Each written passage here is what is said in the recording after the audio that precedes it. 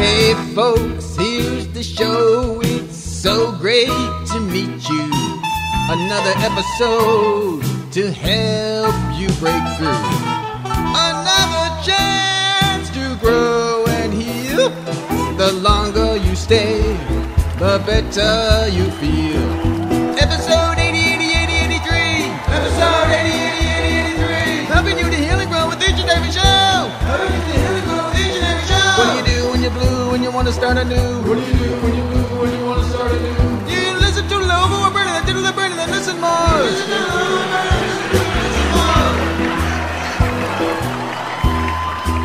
Rising higher than mainstream thinking.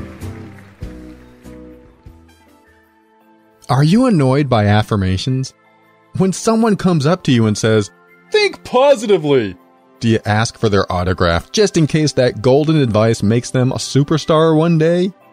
If affirmations feel like lies and positive thinking feels like denial, then start the journey of incredible learning and growth so that you can create the life you've always wanted now.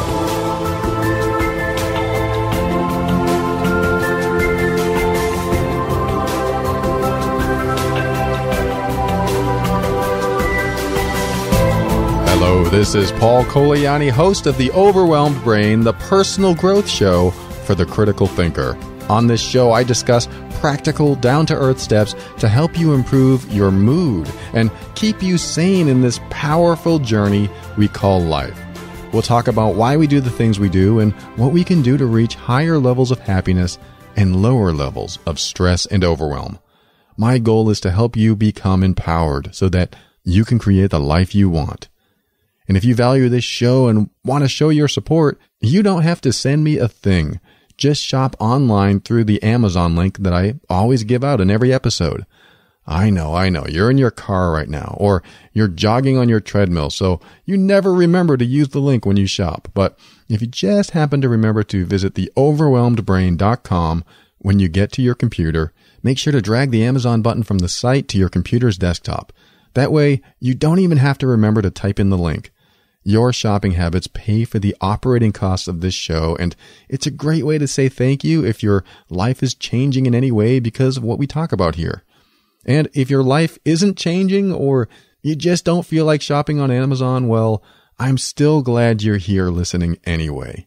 Visit theoverwhelmedbrain.com for the button or theoverwhelmedbrain.com/Amazon to go directly to their site. I appreciate you. Today I might answer an email or two that's been sitting in my inbox a while. I like to do this on occasion because there are so many questions that come in, and some of them are very similar. So by answering one person's question, it could provide an answer to hundreds or even thousands of other people. Some of your questions are quite deep and take time to think about. I receive messages daily, so if you've already sent me a message a while back and are wondering why I haven't replied, rest assured it's still sitting in my inbox waiting to be addressed. And I do address them all. So if I haven't responded yet, you might hear the answer on an upcoming episode or directly through email. Let's start the show as we always do now with a quick quote. And today's quote is by William Arthur Ward, and it's this: "It is wise to direct your anger towards problems, not people, to focus your energies on answers, not excuses." Thank you to thinkexist.com for that quote. One of the reasons I love this quote is that it reminds us that we spend so much time on the drama of situations instead of focusing on a solution. We don't typically see an immediate solution, so we instead want to vent and express our irritations to other people. And these other people are usually those that are closest to us. Can you count on one hand the number of times you've gotten upset at someone you love because you had a bad day? And if so, give yourself a pat on the back because that's impressive. Those who feel most comfortable around us are also the most vulnerable to our anger. Think about that for a minute. The people we love and cherish most are usually in the direct path of our anger and frustration. Why is that? Why would we take our own emotional baggage out on someone we're supposed to love and treat kindly? The reason is because we feel safe to do so. The longer you're with someone, the more you get to know them, and the more you know them and they know you, the more safe you feel being vulnerable with them. And what that means is that you can open your heart and soul to them, and typically they won't hurt you when you do so.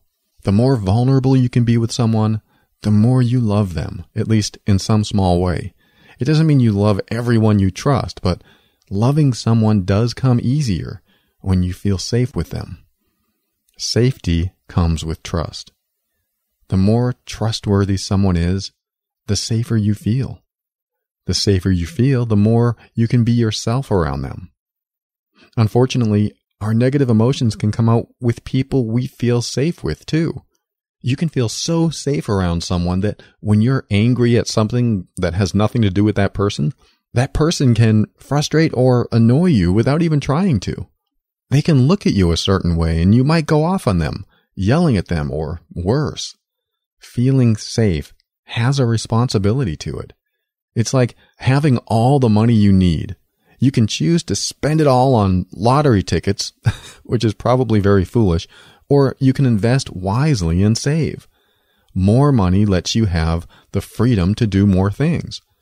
Just like more safety lets you choose the freedom to feel more of your emotions. There are less restrictions on how you can feel, so you allow more feelings to come out.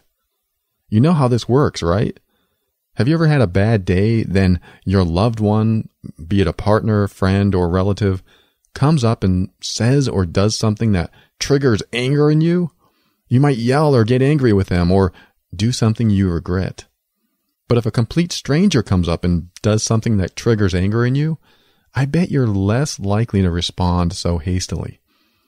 Some people don't care and will respond the way it needs to come out, but even I can admit that I'd probably treat a complete stranger much nicer most of the time than my own loved ones, at least if I've had a really bad day.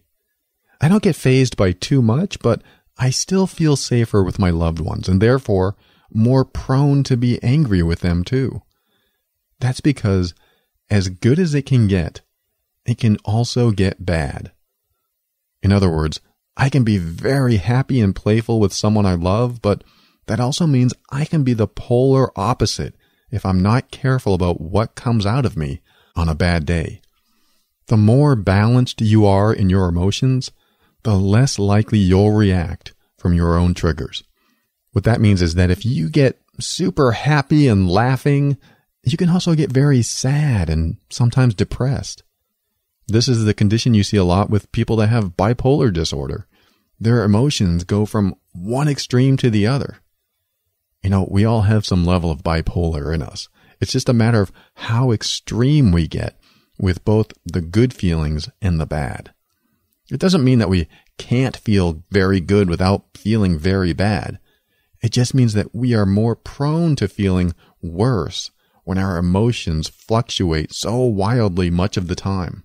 I believe that experiencing the full range of all your emotions is actually healthy. When you don't repress anything, you're keeping the gears turning and the system flowing as it should. The problem arises when other people aren't able to handle the emotions we express. There's also a problem when we don't bounce back from the emotions that come out of us. The first challenge is the people you're with. How many people do you know that will let you scream at the top of your lungs if you want to, without them running off because they think you're nuts? If you know someone that will let you express all of who you are in the moment without them getting involved in your emotional release, you really have someone special on your hands.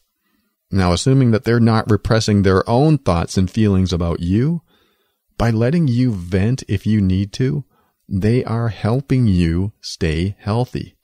Then there's the challenge of not bouncing back. If you're upset or angry or hurt or something else, and you express and yell or cry, but can't return to a calm state afterward, then that's when you become more bipolar and less balanced. I'm not saying you are bipolar, and I'm not saying you're not balanced if you've been diagnosed with bipolar disorder, but I am saying to focus on where you return after you express your emotions.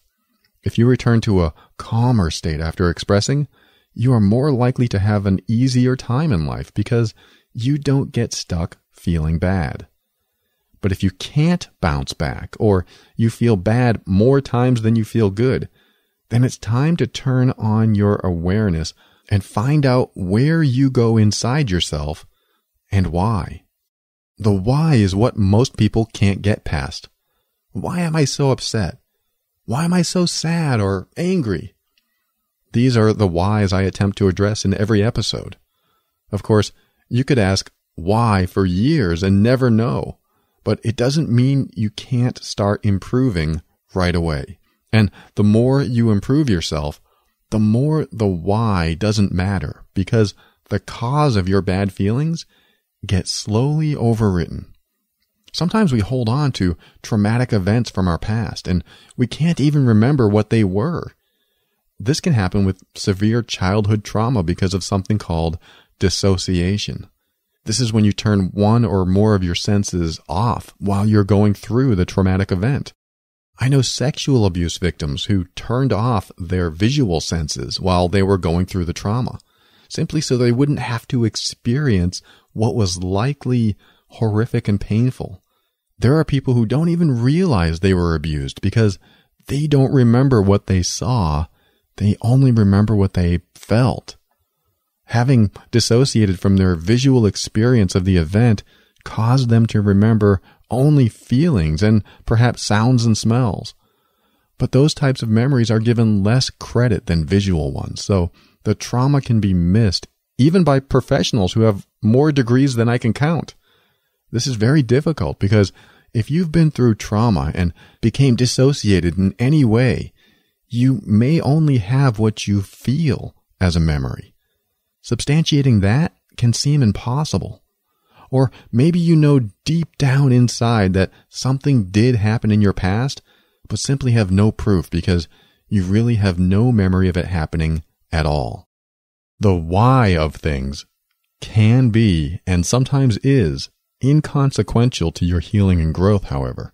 Just because you don't know why you feel a certain way, or why someone bugs you, or why you get angry, doesn't mean you can't start rewiring your brain to respond differently.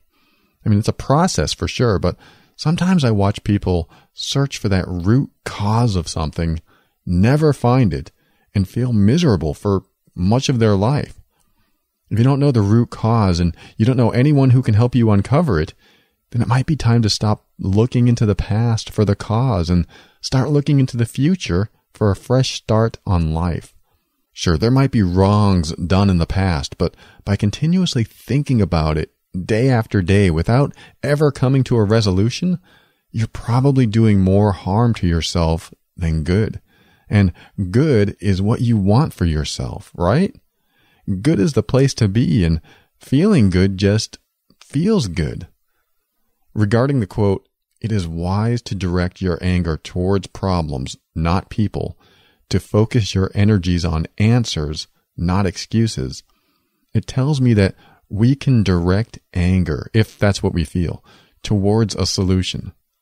When we are continuously thinking back about how people have upset us, then we are driving forward while staring into the rearview mirror.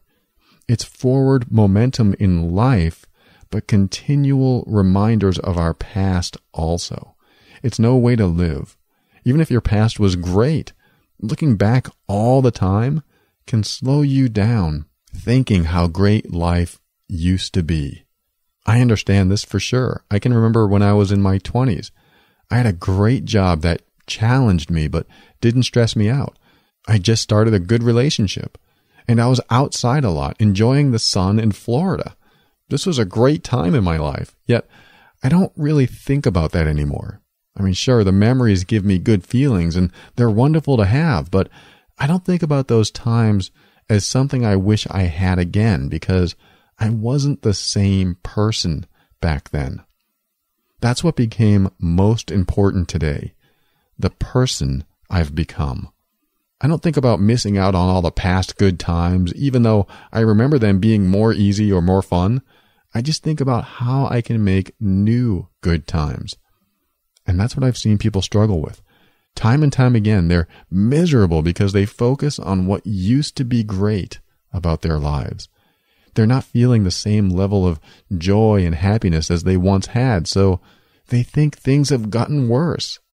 Things always seem worse when all you do is compare the best time of your life with today. Even though 5 years from now, you might think today was pretty darn good too. That's why I choose to remember who I was and who I am. When you can focus on the person you were, you start to realize the level of growth you've done. You've either improved or not, or you've stayed the same. But don't let all the great times in your past dictate how you'll feel about things in the present. That can be a very fuzzy perspective, and it isn't always true anyway. For instance, I remember having no worries in childhood. I was free to play all I wanted. I had friends and toys and loved being outside. I didn't have a job or stress or anything. For some reason, when I think about being a child in my family home, I tend to forget the many nights I cowered in fear, hoping my stepfather wouldn't hurt me in a drunken rage. Were those times all that great then? There were many great moments for sure, but did I enjoy being that person who couldn't take care of himself? Did I enjoy feeling helpless and scared much of the time? I have certainly changed from that scared little boy. Who I was is much different than who I am now. I have developed personal boundaries, and I choose not to be in an environment that is harmful to my body or spirit. I may remember the good times growing up, but I'm no longer stuck in the nostalgia of what was. Who are you now? Can you remember some great times from your past? Do you miss the past at all? Did things seem easier? And are you the same person you were, or have you changed in some way? These are the questions to ask yourself if you find that you are visiting the past more often than not. If you don't like who you've become, then what would you like? The past is a memory, and the future can be sculpted to what we want it to be, assuming we don't bring fears from the past into our future. Focusing on the problems in life, not the people, helps us find resolution. What are the problems? Something is really only ever a problem if you feel bad about it. I mean, at least on a personal level. You could run out of gas on the interstate and might think it's a problem. But if you didn't feel bad about it, maybe you wouldn't. Running out of gas is a good time to focus on a solution, not the person who was supposed to fill the car with gas. You can concentrate on that later for sure. After all, someone might need a good talking to. And there's nothing wrong with a little accountability now and then.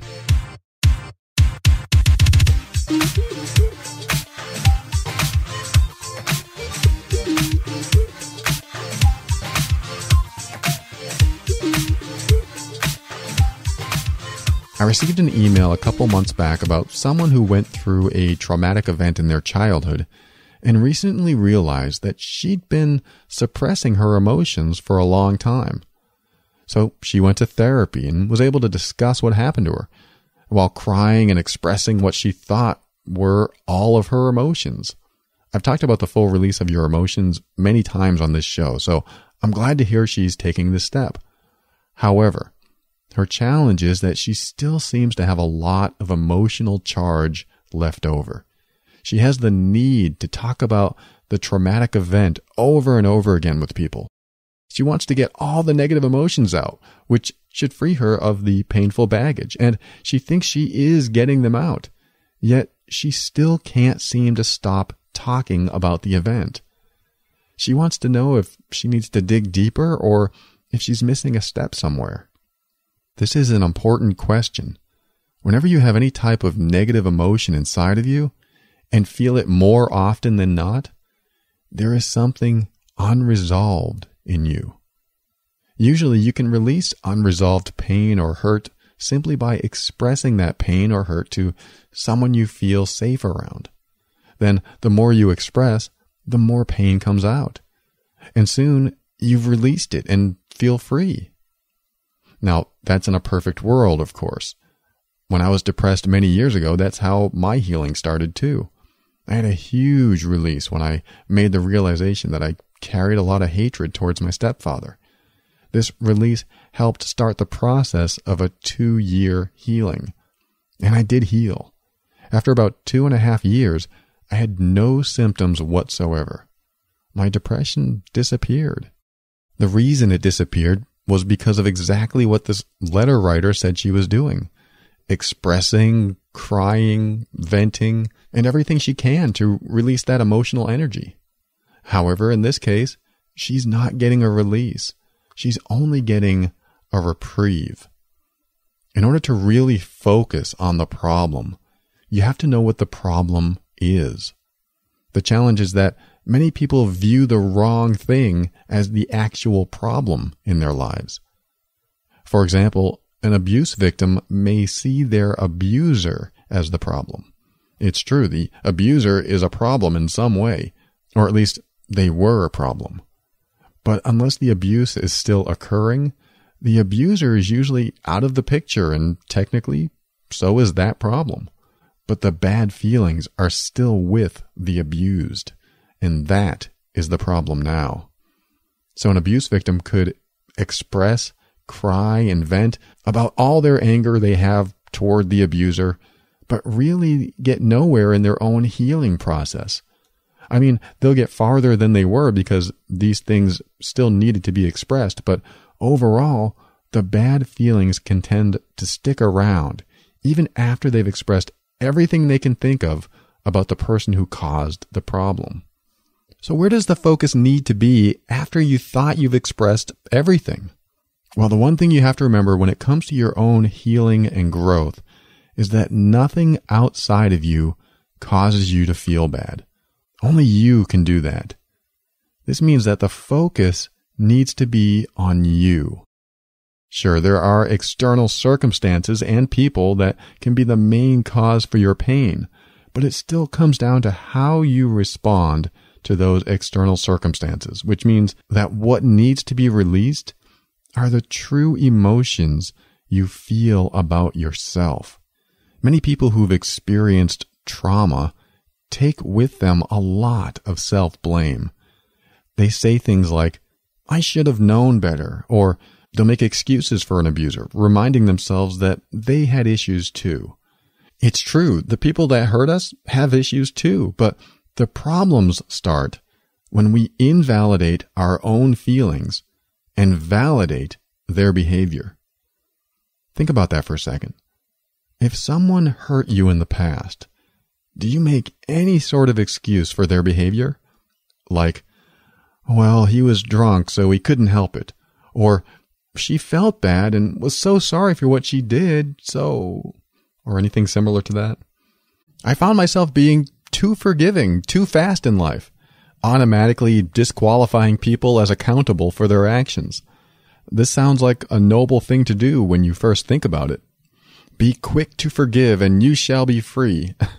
But if you haven't dealt with the emotional misery you're in first, then all you're doing is accepting the full brunt of what happened and putting more of the blame on yourself. The people that hurt us in the past are to blame. Period. Yes, I blame my stepfather for his awful behavior, even though he was drunk. Do I continue to blame him now? I don't really think about it anymore, so no. But he is still 100% at fault for what he did to me and my family, regardless of his inability to stop drinking. I know plenty of alcoholics that haven't done what he's done, so I don't blame the alcohol at all. I blame him. This sounds like I'm going against my own advice from earlier. Focus on the problem, not the person. But when you just can't seem to shake those bad feelings, you do need to ask yourself a question. Am I giving the person that hurt me a break here? In other words, am I making excuses for them? What happens is that the more you make excuses for someone else's behavior, the more likely you are to blame yourself.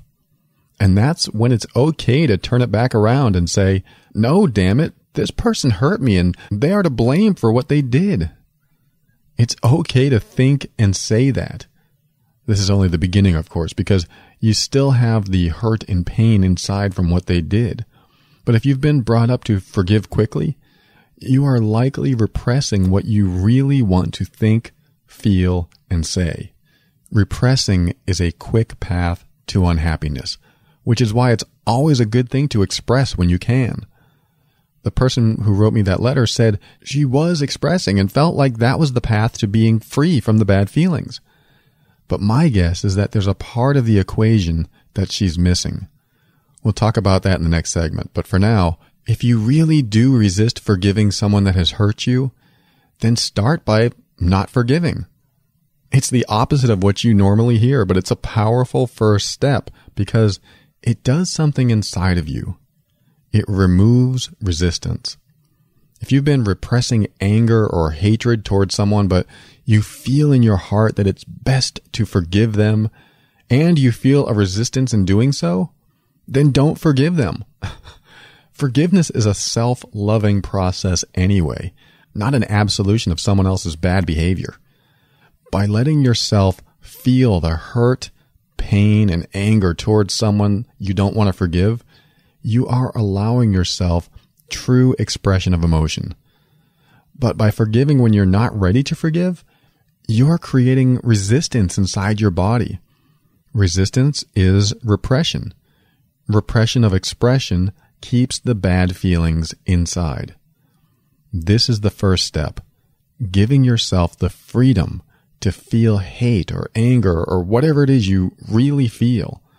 By doing so, the resistance to those very same feelings dissolve.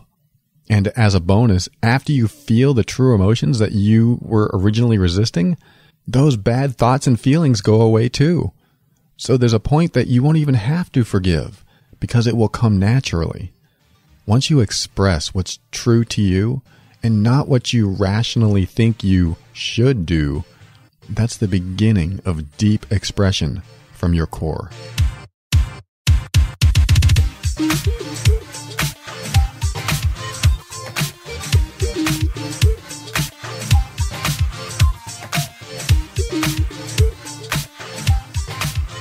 The negative emotional energy that builds up in you is always about resistance. When you resist feeling a certain way or saying something to someone, repressing is resistance, and resistance keeps the bad feelings in. The next step after not being so quick to forgive is to figure out what is really hurting inside of you. What many of us tend to do is see the first layer and think that's the problem. And in reality, the layer below the layer, below that layer, below that one is really where the bad feelings are. The hard part is getting to that layer. When you express something that makes you cry, you do feel a release. But I bet if you're telling the same story to different people over and over again, you'll never be able to fully release the pain. That's because when you express the pain you know, the pain you don't know stays in.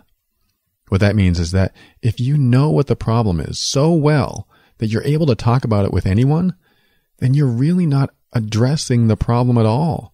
You're addressing one of the top layers of the problem.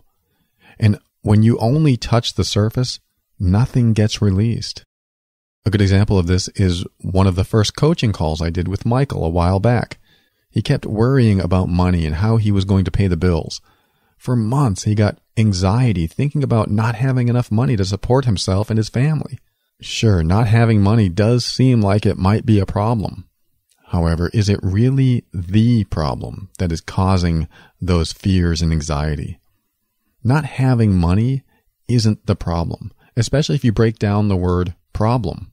Meaning, what is really the problem with having no money? Think about it from the perspective of an animal. A bird has no money, yet it's not a problem.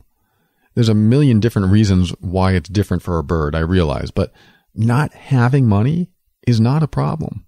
A person having no money can be problematic, but it's not the problem.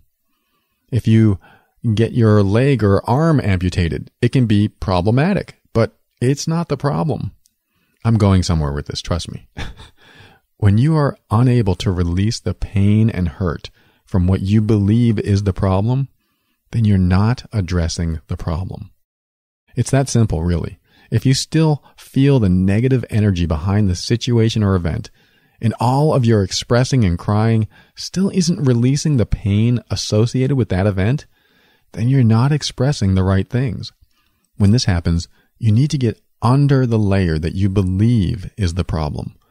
This is the hardest part for most people because they believe they've already found the problem.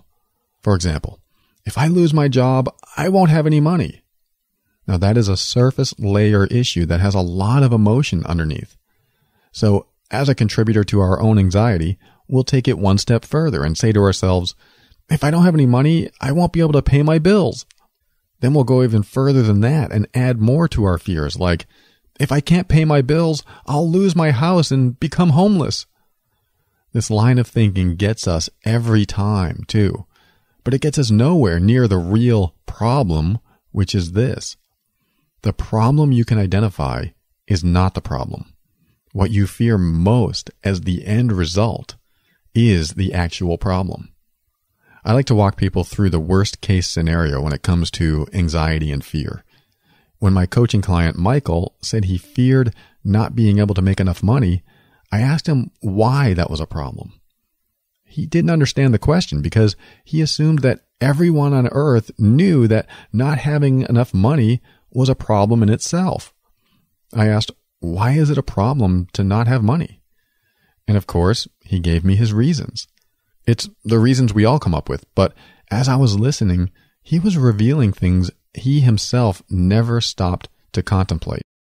One of the things he mentioned was that he would not feel like a provider to his family. That's pretty big. Not feeling like a provider made him feel less worthy and less masculine. So one of his major issues about not having money was not being able to provide. This is a deeper concern and is closer to a primal fear than just being anxious. You know what a primal fear is, right? It's a fear of not being able to survive. It's when you don't even meet the basic criteria of survival. My belief is that all fears come from a deeper primal fear. And when you're able to ask yourself questions and drill down to that primal fear, you'll find what needs to be expressed and released. One of Michael's primal fears was that he wasn't good enough to protect and provide for his family.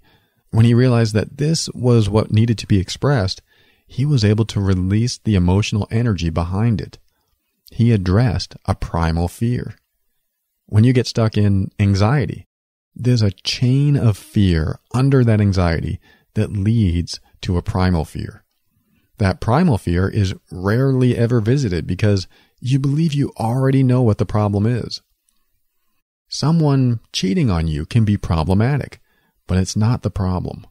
Someone stealing from you can be problematic, but it's not the problem.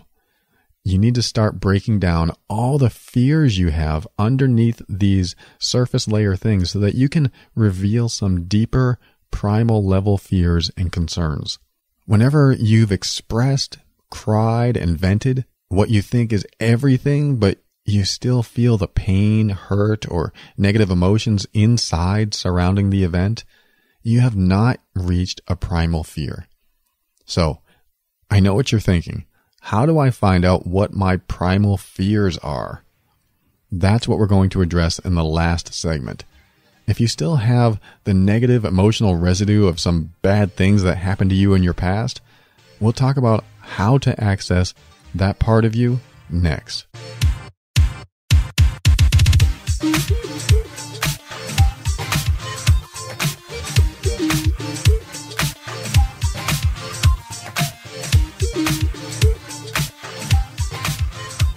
So you've been to therapy, talked with friends, screamed and cried as much as you possibly can, and you're still feeling bad about what happened.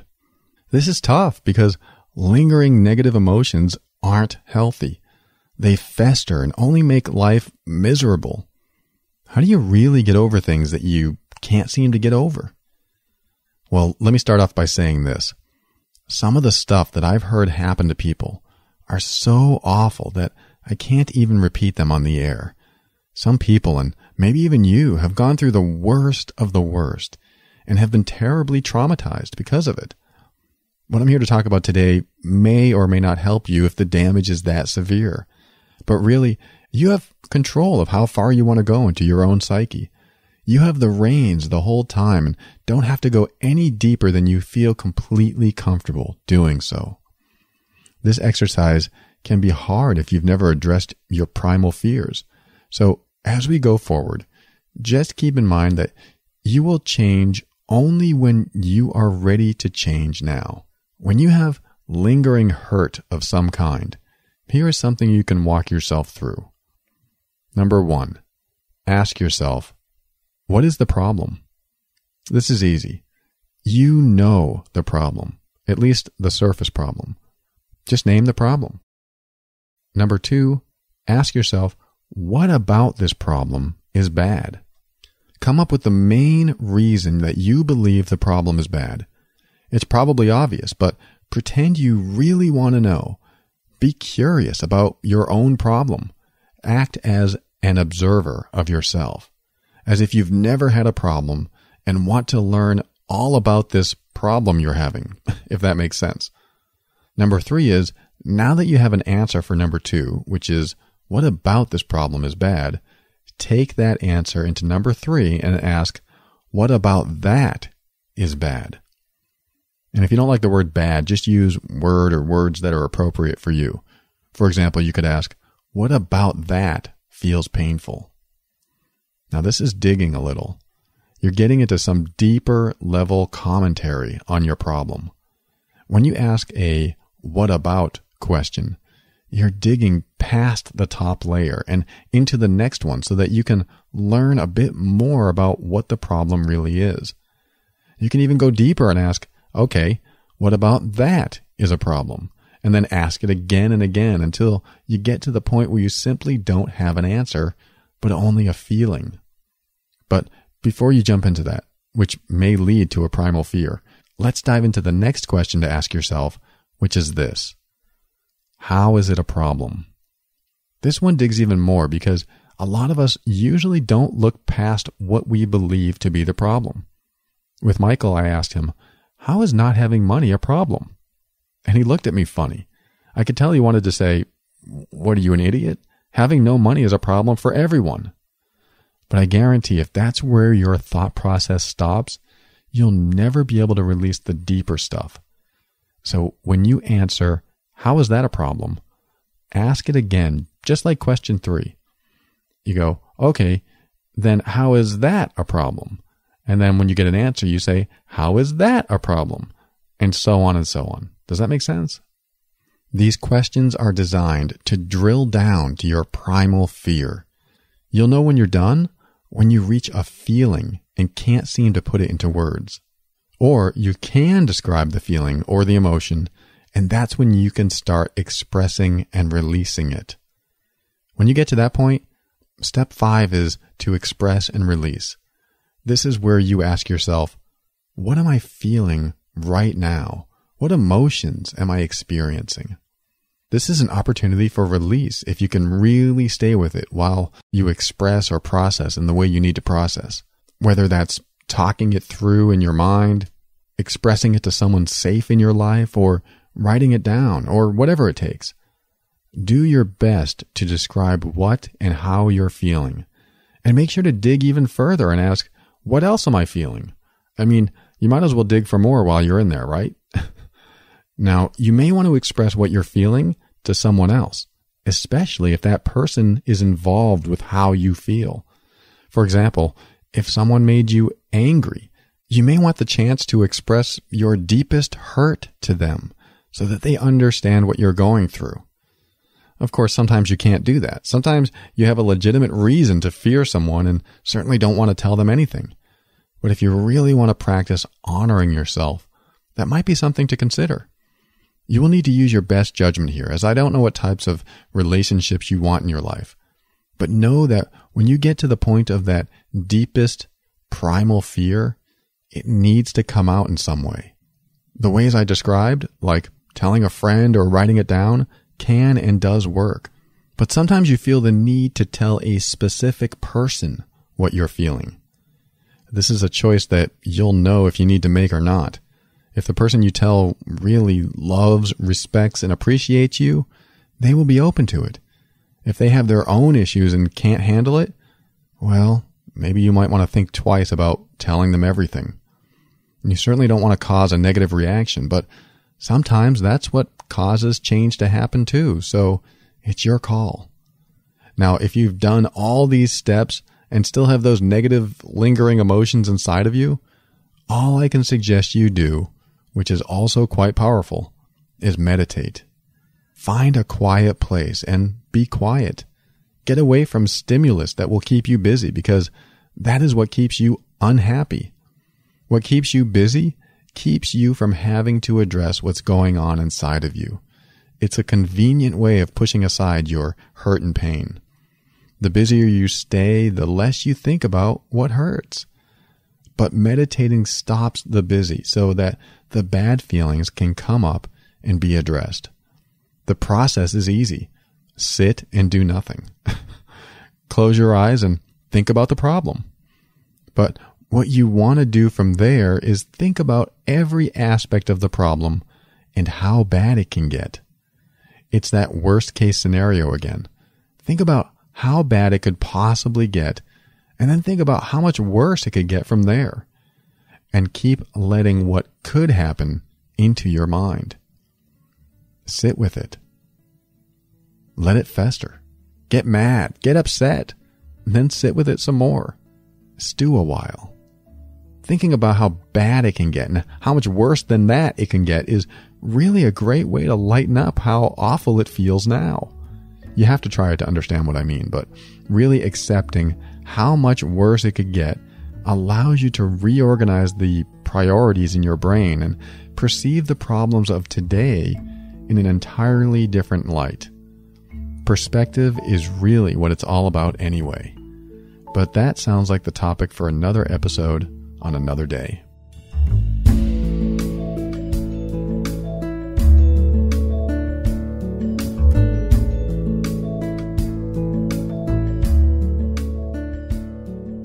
Thank you for listening to another episode of The Overwhelmed Brain. I thank Mark, Catherine, Rala, Kimberly, Mariana, Diana, Maria, Sarah, Yolanda, Mika, Nina, Ariel, and Andre for subscribing to the newsletter. And for Amy for commenting on a blog post. Thank you, Amy. And for Super ADD Mom, what a great name, on Twitter. And Aaron, also on Twitter. And Facebook for those who reached out to me. Bernard, Kate, Jamie, Abdelmamin, Greg, Phil, Tara, Stephanie, Grace, Lizzie, and Katie for her very kind message. Nigeria, Heather, and Jazzy. And on Pinterest for connecting with me there, Candace and Sarah. And for their direct messages, Jean, Candace, Marilee, I think, and Tash, or Tosh. And in iTunes, I got a review from Mr. Happy 333. It was very clever, very funny, and a very positive review in iTunes. Thank you for that. And last one, YouTube, MCCM4R for subscribing on the YouTube channel. Thank you for that. And, this is the last one. A very special thank you to Erin for her extra steps to support the show. Thank you very much, Erin. And now an important message to all regular listeners. For the next 2 weeks, I'll be wrapping up my next book. I'm about 4 months behind because I simply never stop doing the show. I can't help it. I love doing this show, but if I don't sell books, I can't continue doing what I love. So for the next 2 weeks, don't expect to hear from me. Although I know me pretty well, and to stay off the air for that long just isn't in my blood. I may just show up a time or two and say hi, so don't go too far. By the way, the book I'm writing is based on the episode I did called How to Deal with Irrational People. If you want to be part of a Facebook group of that same name, just look up How to Deal with Irrational People in Facebook and request to be added to the group. In there, we'll discuss some of the irrational behavior in the people in your life, and maybe we can all come up with a solution to get through some of the tough situations we get into with them. I look forward to seeing you there.